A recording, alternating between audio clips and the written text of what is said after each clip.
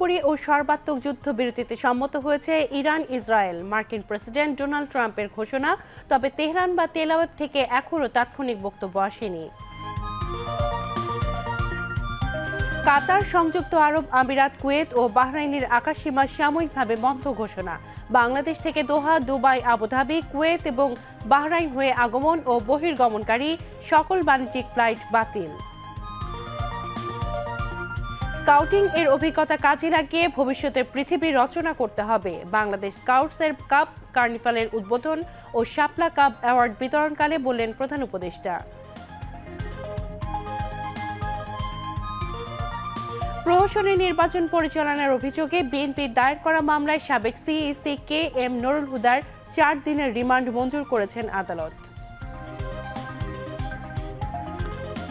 2024 সালের আগস্ট থেকে এ পর্যন্ত অবৈধ দখলদারের কাছ থেকে 1717 একর বনভূমি উদ্ধার করা হয়েছে, জানালেন পরিবেশ উপদেষ্টা।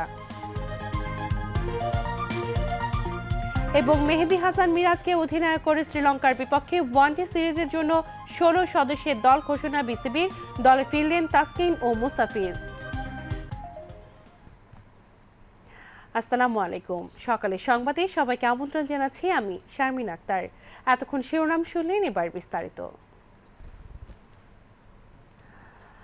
কাতারে মার্কিন সামরিক ঘাঁটিতে ইরানের হামলার কয়েক ঘণ্টা পর তেহরান ও তেল আবিব সম্পূর্ণ ও পূর্ণাঙ্গ যুদ্ধবিরতিতে রাজি হয়েছে বলে ঘোষণা দিয়েছেন যুক্তরাষ্ট্রের প্রেসিডেন্ট ডোনাল্ড ট্রাম্প।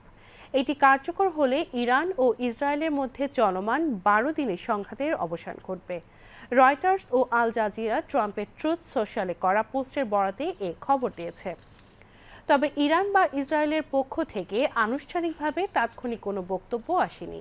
সবাইকে অভিনন্দন জানিয়ে ট্রুথ এর পোস্টে ট্রাম্প লেখেন, 24 ঘন্টার মধ্যে এ যুদ্ধবিরতি কার্যকর হবে। আনুষ্ঠানিকভাবে ইরান 12তম ঘণ্টায় এবং ইসরায়েল 24তম ঘণ্টায় এ যুদ্ধ শেষ করবে। সবকিছু ঠিকভাবে চললে 12 দিনের এ যুদ্ধ শেষ হবে, যাকে স্বাগত জানাবে বিশ্ব। যুদ্ধবিরতির সময় উভয় পক্ষ শান্তি বজায় রাখবে ও শ্রদ্ধাশীল থাকবে। এদিকে ইরানের সর্বোচ্চ ধর্মীয় নেতা আয়াতুল্লাহ আলী খামেনি এক এক্স পোস্টে বলেছেন, ইরান কারো কোনো ক্ষতি করেনি এবং কোনো পরিস্থিতিতেই তারা কারো আগ্রাসন মেনে নেবে না। তিনি বলেন, ইরান কারো আগ্রাসনের কাছে মাথা নত করবে না, এটাই ইরানি জাতির যুক্তি। চলমান বৈশ্বিক পরিস্থিতির প্রেক্ষিতে কাতার, সংযুক্ত আরব আমিরাত, কুয়েত এবং বাহরাইন কর্তৃপক্ষ সাময়িকভাবে তাদের আকাশসীমা বন্ধ ঘোষণা করেছে। সংশ্লিষ্ট দেশের বেসামরিক বিমান চলাচল কর্তৃপক্ষ ও পররাষ্ট্র মন্ত্রণালয়ের পক্ষ থেকে জানানো হয়েছে, পরবর্তী নির্দেশনা না দেওয়া পর্যন্ত দোহা, দুবাই, আবুধাবি, কুয়েত এবং বাহরাইন হয়ে আগমন ও বহির্গমনকারী সকল বাণিজ্যিক ফ্লাইট বাতিল থাকবে। এই পরিস্থিতিতে দোহা, দুবাই, আবুধাবি, কুয়েত এবং বাহরাইন রুটে ভ্রমণের পরিকল্পনায় থাকা সম্মানিত যাত্রীগণকে নিজ নিজ এয়ারলাইন্স অফিসের সঙ্গে জরুরি ভিত্তিতে যোগাযোগ করে পরবর্তী নির্দেশনা অনুযায়ী ভ্রমণের সময়সূচি পুনর্নির্ধারণ এবং প্রয়োজনীয় ব্যবস্থা গ্রহণ করার জন্য অনুরোধ জানিয়েছেন বেসামরিক বিমান চলাচল কর্তৃপক্ষ। স্কাউটিং এর অভিজ্ঞতা দিয়ে ভবিষ্যতের পৃথিবী রচনা করতে স্কাউটদের প্রতি আহ্বান জানিয়েছেন প্রধান উপদেষ্টা প্রফেসর মোহাম্মদ ইউনূস। গতকাল প্রধান উপদেষ্টার কার্যালয়ে দেশব্যাপী আয়োজিত বাংলাদেশ স্কাউটসের কাপ কার্নিভালের উদ্বোধন ও শাপলা কাপ অ্যাওয়ার্ড বিতরণ অনুষ্ঠানে প্রধান উপদেষ্টা এ আহ্বান জানান। স্কাউটসদের উদ্দেশ্যে প্রধান উপদেষ্টা বলেন, নিজের বন্ধ দরজা খোলার পাশাপাশি অন্যের দরজা খুলে দিতে হবে। বিস্তারিত শামসুল আলমের প্রতিবেদনে ক্যামেরায় ছিলেন মোহাম্মদ মনিরুজ্জামান। কাপ স্কাউটদের জন্য বিশেষ এক উৎসবের নাম কাপ কার্নিভাল, যা খেলাধুলা, বিনোদন ও শিক্ষামূলক কার্যক্রমের মাধ্যমে তাদের নেতৃত্ব, শৃঙ্খলা ও বিভিন্ন দক্ষতা বিকাশে সহায়তা করে। সোমবার নিজ কার্যালয় থেকে দেশব্যাপী একযোগে অনুষ্ঠিত এই আয়োজনের আনুষ্ঠানিক উদ্বোধন করেন প্রধান উপদেষ্টা প্রফেসর মোহাম্মদ ইউনূস। ঠিক আছে, উদ্বোধন ঘোষণা করলাম কাপ কার্নিভাল। বক্তব্যে স্কাউট জীবনের স্মৃতিচারণ করে প্রধান উপদেষ্টা বলেন, স্কাউটের কল্যাণেই শৈশব ও কৈশোরে তিনি দেশ বিদেশ ঘোরার সুযোগ পেয়েছেন। বলেন, নতুন বাংলাদেশ তৈরির জন্য জুলাই গণ অভ্যুত্থানে 8 জন স্কাউটের আত্মাহুতি বিশ্বের ইতিহাসে বিরল। আজকে একটা বিশেষ গৌরবের দিন। স্কাউট আত্মাহুতি দিল দেশের জন্য, দেশের মানুষের জন্য। নতুন বাংলাদেশ সৃষ্টি করার জন্য, সেটা দিয়েই এই ইতিহাসের সৃষ্টি। স্কাউটিংয়ের ইতিহাসে এরকম নজির আর কোথাও নাই। বাংলাদেশের স্কাউটরা ইতিহাস সৃষ্টি করেছে বলে আমরা সারা বিশ্বের পক্ষ থেকে তাদেরকে অভিনন্দন জানাই। যেসব জিনিস স্কুলে পাঠ্য বইয়ে ক্লাসরুমে হয় না, হঠাৎ একটা মুক্ত আকাশ সৃষ্টি হয় স্কাউটদের জন্য, নতুন কিছু করার সুযোগ পায়। এই নতুন কিছু করার সুযোগ পেয়েই আনন্দটা বাড়তে থাকে। ক্লাস 7 থেকেই শুরু আমার এই যাত্রা, আর থামেনি।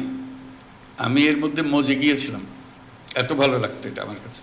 কাজে সেই যে একবার ঢোকা, এর থেকে আর বেরোনো যায়নি, বেরোবার কোনো প্রশ্ন ওঠেনি, বরং গভীরে গেছি। আর পাকিস্তান জাম্বুরি হলো করাচিতে 1952 সালে। তখন বাচ্চা ছেলে, খুব উৎসাহ নিয়ে গেলাম। তারপর থেকে একটার পর একটা জাম্বুরি আর রেলির মধ্যে ঢুকে গেলাম। বিশ্ব জাম্বুরি হলো কানাডাতে 1955 সালে, 15 বছর বয়স তখন। সে কি মহা উৎসব, যাওয়া, আটলান্টিক পাড়ি দেওয়া, ক্যানাডাতে জাম্বুরি করা, সারা বিশ্ব দেখা, একটার পর একটা পৃথিবী উন্মোচনের পালা। স্কাউটদের উদ্দেশ্যে প্রধান উপদেষ্টা বলেন, স্কাউটিংয়ের মাধ্যমে পৃথিবী ও নিজেকে আবিষ্কার করার সুযোগ পায় তরুণরা। প্রফেসর ইউনূস নিজের বন্ধ দরজা খোলার পাশাপাশি অন্যের দরজা খুলে দিতে স্কাউটদের প্রতি আহ্বান জানান। যেহেতু তুমি অনেক দূর এগিয়ে এসছো বলেই তুমি স্কাউট হয়েছো, তোমার জীবনের দরজা খুলেছ, এবং তোমার দায়িত্ব হলো আর অন্যদের দরজা খুলে দেওয়া, দুনিয়াকে আবিষ্কার করা। তার চাইতে বড় হলো নিজেকে আবিষ্কার করা। না হলে গদবাঁধা জীবনে, ছাত্র জীবনে নিজের সঙ্গে পরিচয় হওয়ার আর কোনো সুযোগ নেই। স্কাউটিং একটা বড় দরজা খুলে দিয়েছে তোমাকে তোমার সঙ্গে পরিচয় করিয়ে দেওয়ার জন্য। সারা ভবিষ্যৎ রচনা হবে এই বয়সের অভিজ্ঞতার মাধ্যমে। ঠিক আছে, সেই বয়সে এসে দরজাটা খুলে দেওয়া সবার জন্য একটা মস্ত বড় দায়িত্ব হিসেবে রইল তোমাদের জন্য। তোমরা যাতে এই অভিজ্ঞতা নিয়ে ভবিষ্যতের পৃথিবী রচনা করতে পারো, সেই কথাটা মনে রাখতে পারো। অনুষ্ঠানে বাংলাদেশ স্কাউটসের অ্যাডহক কমিটির আহ্বায়ক মোহাম্মদ এহসানুল হক ও সদস্য সচিব মীর মাহবুবুর রহমান স্নিগ্ধ বক্তব্য রাখেন। এর আগে জুলাই গণ অভ্যুত্থানে শহীদ বাংলাদেশ স্কাউটসের 8 জন সদস্যের পরিবারবর্গের কাছে গ্যালান্ট্রি অ্যাওয়ার্ড তুলে দেন প্রধান উপদেষ্টা।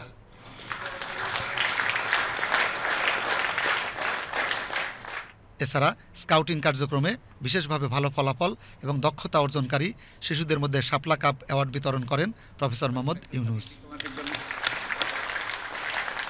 Shamsul Alam, BTV news.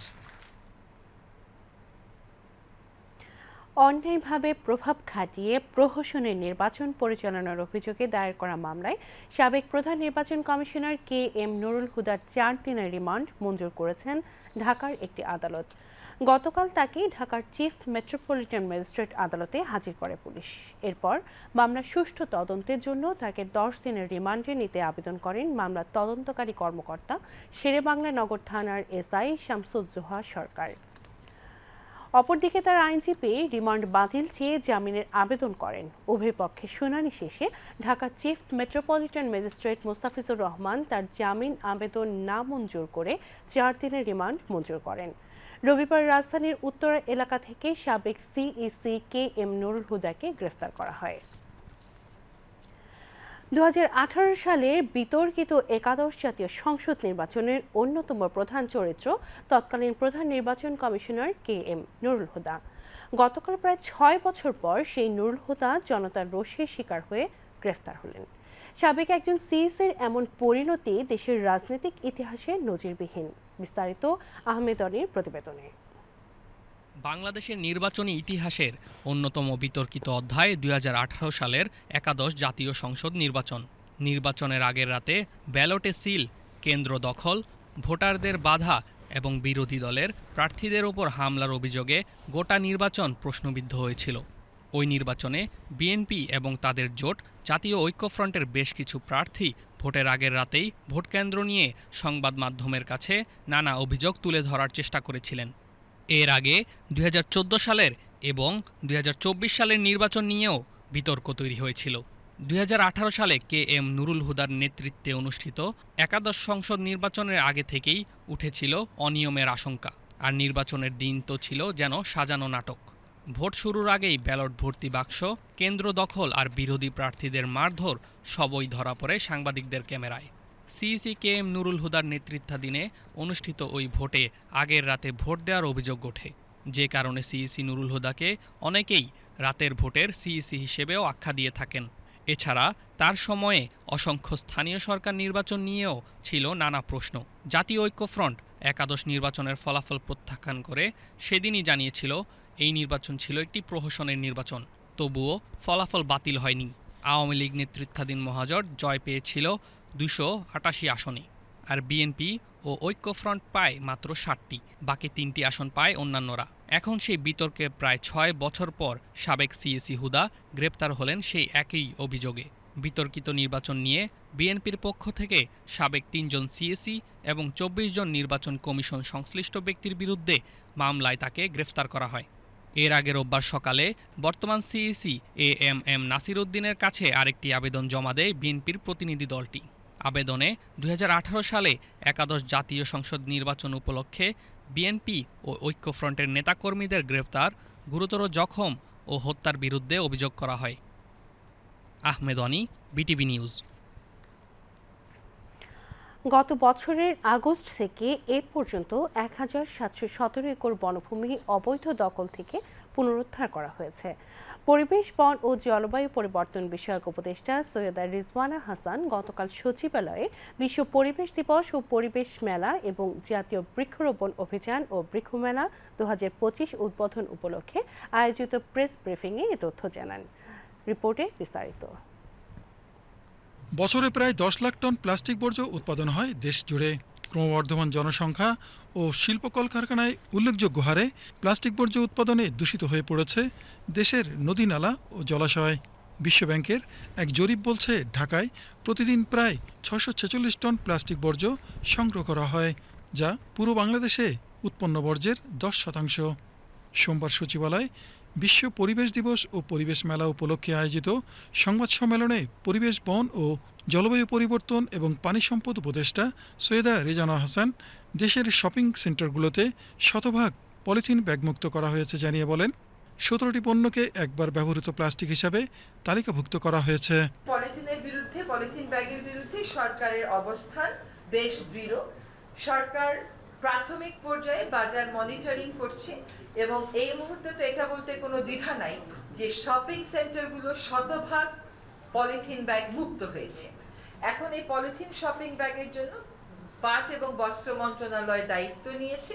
তারা ঢাকা এবং চট্টগ্রামকে প্রাথমিকভাবে টার্গেট করে পাটের ব্যাগ উৎপাদন করবে। এতে আমাদের পাটকলগুলোও চালু হবে, একই সাথে ক্রেতারাও সুলভ মূল্যে পাটের পণ্য পাবে।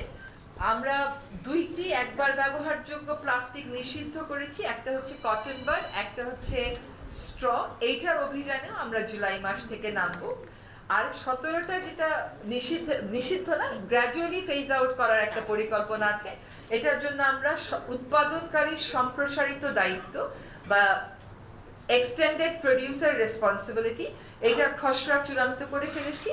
এখন উৎপাদনকারীর সাথে কথা বলি, কেবল সময় বসিয়ে দেব যে কোন জিনিসটা কবে থেকে আমরা আমাদের মার্কেট থেকে ফেজ আউট করব।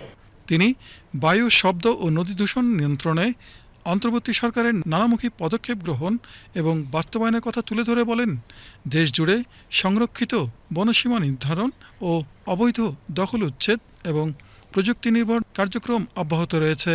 আমাদের যে বনগুলো আছে তার মধ্যে কয়েকটা বনকে প্রাধিকার ভিত্তিতে ফিরিয়ে আনবার কাজ আমরা গ্রহণ করেছি।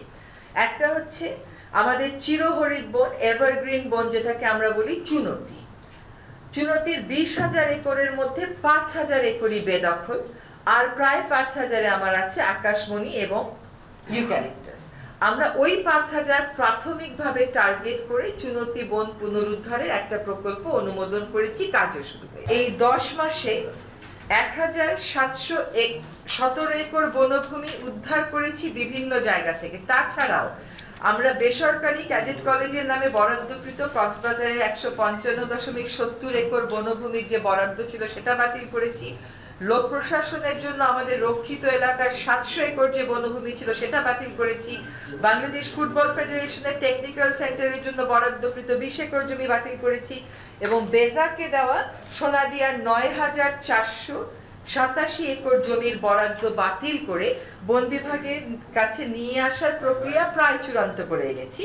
আরেকটা কাজ সেটা হচ্ছে ঢাকার 4টা নদীকে নিয়ে আমরা ডিপিপি প্রণয়নের কাজ চূড়ান্ত করেছি। এগুলো একটু সময় লাগে।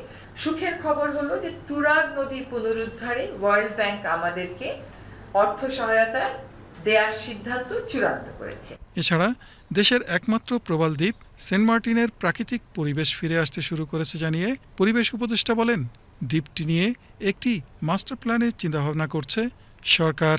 সেন্ট মার্টিন দ্বীপের প্রাকৃতিক পরিবেশ ফিরে আসা শুরু হয়েছে। এখন আমরা পর্যটন মন্ত্রণালয়ের সাথে কাজ করছি, যে নিয়ন্ত্রণমূলক কাজগুলো আমরা করছি তার পাশাপাশি ওই দ্বীপটাকে নিয়ে একটা মাস্টার প্ল্যান করা যায় কিনা। কিছু কিছু মাস্টার প্ল্যান ব্যক্তি পর্যায়ে, প্রতিষ্ঠান পর্যায়ে করা হয়েছে, সরকারি পর্যায়ে নেই। সরকারি পর্যায়ে কিন্তু সেন্ট মার্টিনের জন্য নীতিমালা করা আছে, যেগুলো গেজেট নোটিফাই। এই তিনটার সমন্বয়ে আমরা একটা মাস্টার প্ল্যান করতে পারি কিনা। এইটার পাশাপাশি আমরা জলবায়ু পরিবর্তন ট্রাস্ট ফান্ড থেকে একটা প্রকল্প অনুমোদন করা হয়েছে, যেখানে অল্টারনেটিভ লাইভলিহুড দেয়া হবে। Sheikh Ali, BTV news. তারা প্রথাগতভাবে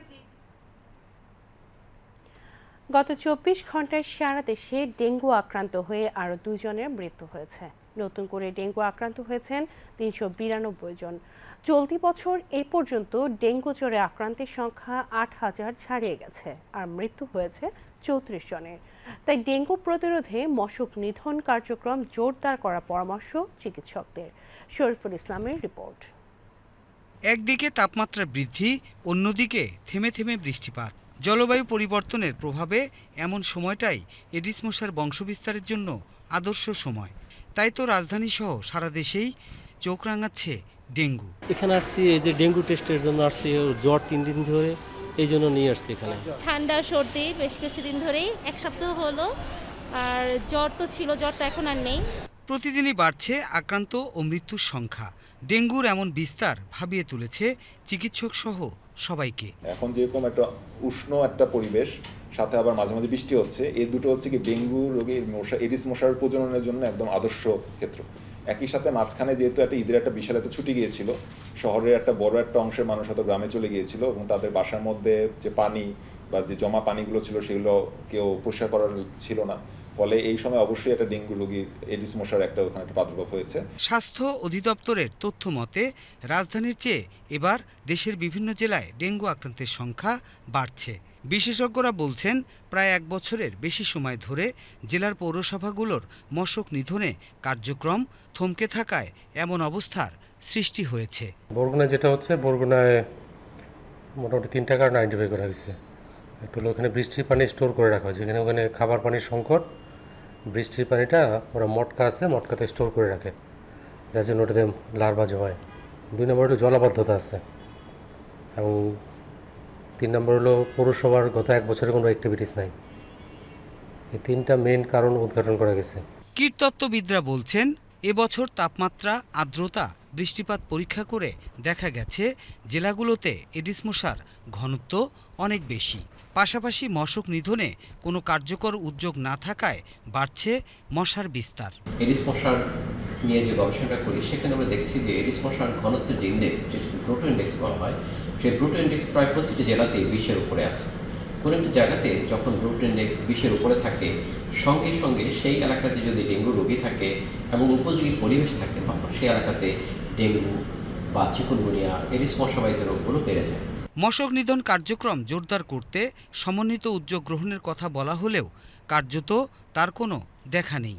তাই মশার কামড় থেকে বাঁচতে ব্যক্তিগত উদ্যোগ গ্রহণের পাশাপাশি সামাজিকভাবে মশক নিধন কার্যক্রম জোরদার করার পরামর্শ চিকিৎসকদের। Shariful Islam, BTV news, Dhaka. এদিকে করোনা ভাইরাসে দেশে নতুন করে একদিনে 3 জনের মৃত্যু হয়েছে। এই সময় করোনা শনাক্ত হয়েছে 19 জনের দেহে। গতকাল স্বাস্থ্য অধিদপ্তরের নিয়মিত সংবাদ বিজ্ঞপ্তিতে আরও জানানো হয়, জানুয়ারি 2025 থেকে এ পর্যন্ত দেশে করোনা মহামারীতে মারা গেছেন 19 জন। করোনা শনাক্ত হয়েছে 452 জনের দেহে। নতুন করে একদিনে 406টি নমুনা পরীক্ষায় করোনা শনাক্তের হার 4.68%। সুস্থ হওয়ার হার 98.41% এবং মৃত্যুর হার 1.44%। মৃত 3 জনের মধ্যে 1 জন পুরুষ এবং 2 জন নারী। দর্শক, এবারে যাচ্ছি আন্তর্জাতিক সংবাদে।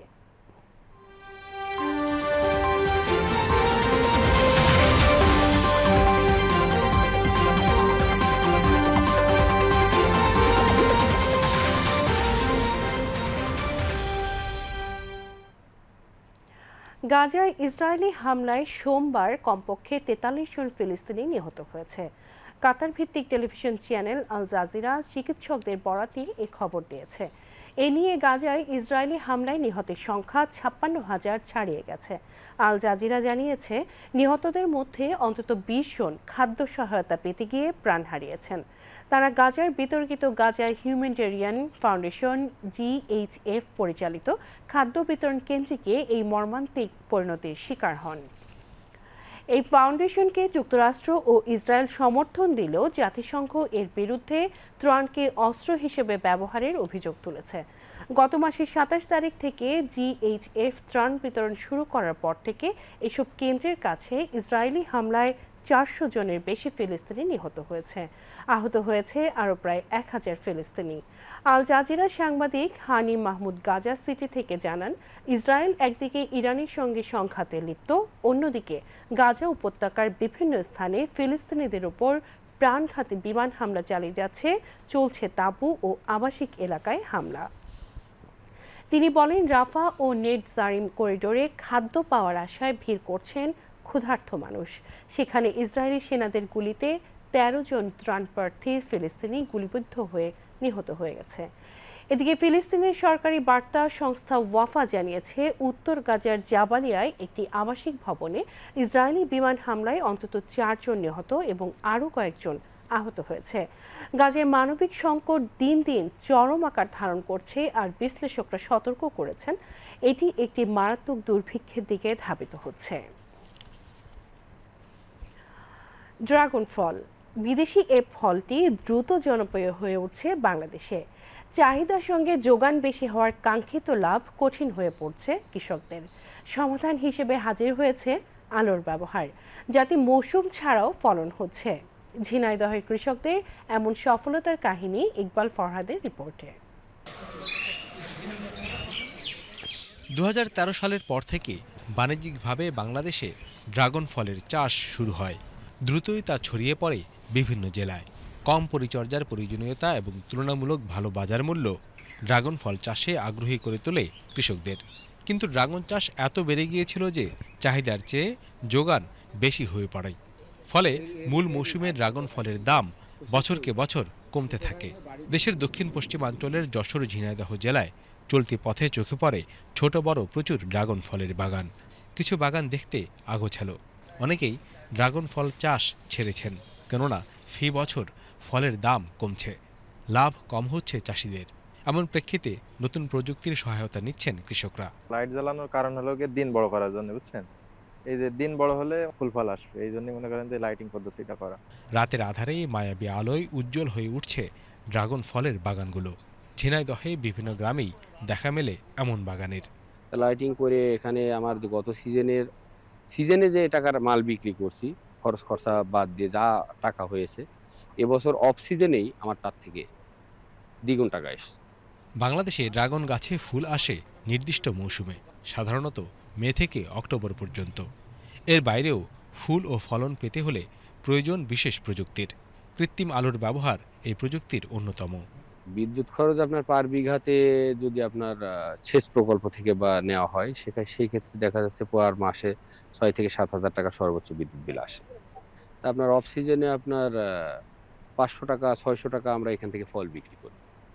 তা আপনার বিদ্যুৎ বিলে উঠতে সময় অসুবিধা হয় না। একটি ছোট এলইডি বাতি 4 থেকে 6টি গাছের জন্য যথেষ্ট। খরচ সামান্য, আয় দ্বিগুণ। তবে সবকিছুই সহজ নয়। গ্রামে বিদ্যুৎ সরবরাহের ঘাটতি, প্রশিক্ষণের অভাব বড় চ্যালেঞ্জ।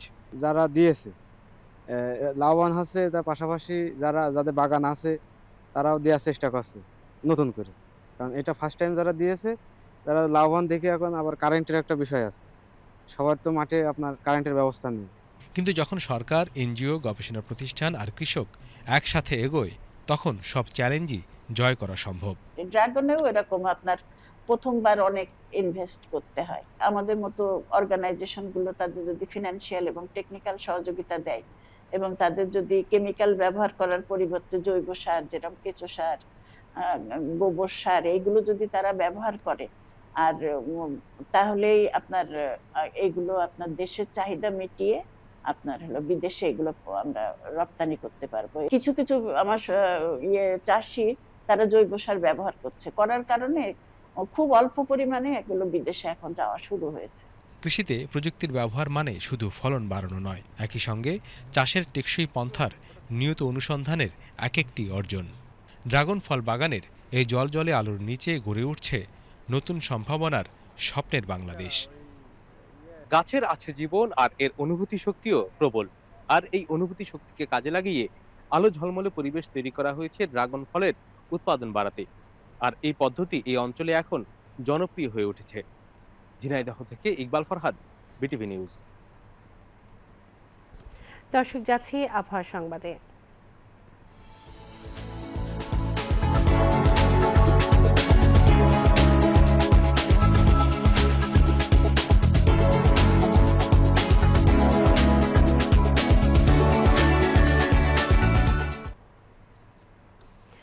আজ সন্ধ্যা ৬টা পর্যন্ত আবহাওয়ার পূর্বাভাসে বলা হয়েছে রংপুর, ময়মনসিংহ, চট্টগ্রাম ও সিলেট বিভাগের অধিকাংশ জায়গায় এবং রাজশাহী, ঢাকা, খুলনা, বরিশাল বিভাগের অনেক জায়গায় অস্থায়ীভাবে দমকা হাওয়া ও বিদ্যুৎ চমকানো সহ হালকা থেকে মাঝারি ধরনের বৃষ্টি অথবা বজ্রবৃষ্টি হতে পারে।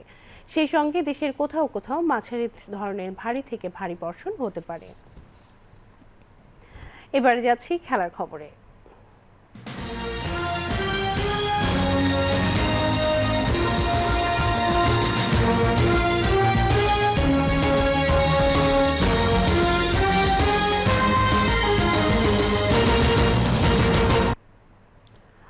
নতুন অধিনায়ক মেহেদী হাসান মিরাজের নেতৃত্বে শ্রীলঙ্কার বিপক্ষে 3 ম্যাচের ওয়ানডে সিরিজের জন্য 16 সদস্যের দল ঘোষণা করেছে Bangladesh cricket board BCB. Injury কাটিয়ে দলে ফিরেছেন 2 নির্ভরযোগ্য পেসার তাসকিন আহমেদ ও মোস্তাফিজুর রহমান। এছাড়া 2 বছর পর ওয়ানডে দলে ফিরেছেন ওপেনার নাইম শেখ, ফিরেছেন middle order batter Shamim Hossain পাটোয়ারিও। অফ ফর্মের কারণে ছিটকে পড়া লিটন কুমার দাসও ওয়ানডে দলে ফিরেছেন, তবে জায়গা হয়নি আলোচনায় থাকা উইকেট রক্ষক ব্যাটার নুরুল হোসেন হাসান সোহানের। দলে থাকা বাকি সদস্যরা হলেন তানজিদ হাসান তামিম, পারভেজ হোসেন ইমন, নাজমুল হোসেন শান্ত, তাওহিদ হৃদয়, জাকির আলী, তানজিম হাসান সাকিব, রিশাদ হোসেন, নাহিদ রানা ও হাসান মাহমুদ। দলে নতুন মুখ 6টি টি-20 খেলা বাহাতি স্পিনার তানভীর ইসলাম। 2 জুলাই কলম্বিয়ার প্রেমাদাসা স্টেডিয়ামে অনুষ্ঠিত হবে সিরিজের প্রথম ওয়ানডে। একই ভেন্যুতে 5 জুলাই অনুষ্ঠিত হবে দ্বিতীয় ওয়ানডে। সিরিজের তৃতীয় ও শেষ ওয়ানডে ম্যাচটি 8 জুলাই পাল্লেকেল্লে আন্তর্জাতিক ক্রিকেট স্টেডিয়ামে অনুষ্ঠিত হবে। সিরিজের 3টি ওয়ানডে ম্যাচই হবে দিবারাত্রির। দর্শক, সকালের সংবাদ শেষ করব, তবে শেষ করার আগে শিরোনামগুলো জানিয়ে দিচ্ছি আরও একবার। পুরোপুরি ও সর্বাত্মক যুদ্ধবিরতিতে সম্মত হয়েছে ইরান ইসরায়েল। মার্কিন প্রেসিডেন্ট ডোনাল্ড ট্রাম্পের ঘোষণা, তবে তেহরান বা তেল আবিব থেকে এখনো তাৎক্ষণিক বক্তব্য আসেনি। কাতার, সংযুক্ত আরব আমিরাত, কুয়েত ও বাহরাইনের আকাশসীমা সাময়িকভাবে বন্ধ ঘোষণা। বাংলাদেশ থেকে দোহা, দুবাই, আবুধাবি, কুয়েত এবং বাহরাইন হয়ে আগমন ও বহির্গমনকারী সকল বাণিজ্যিক ফ্লাইট বাতিল।